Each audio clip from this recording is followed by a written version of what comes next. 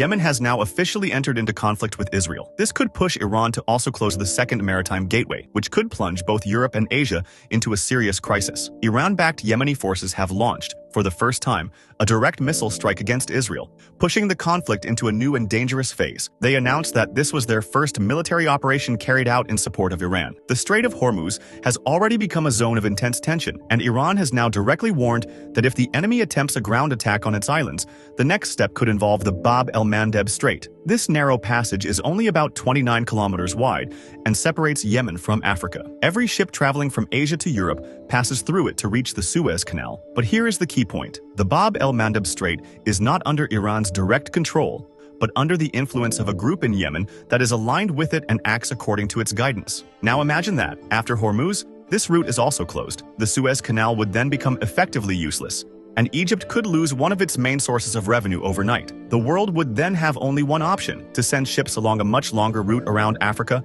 passing by the Cape of Good Hope. This would add 10 to 18 days to each voyage, increasing travel time and fuel costs, which would ultimately drive up the price of goods worldwide. And if both of these passages were closed at the same time, we could witness a massive wave of inflation, the scale of which would be difficult to estimate.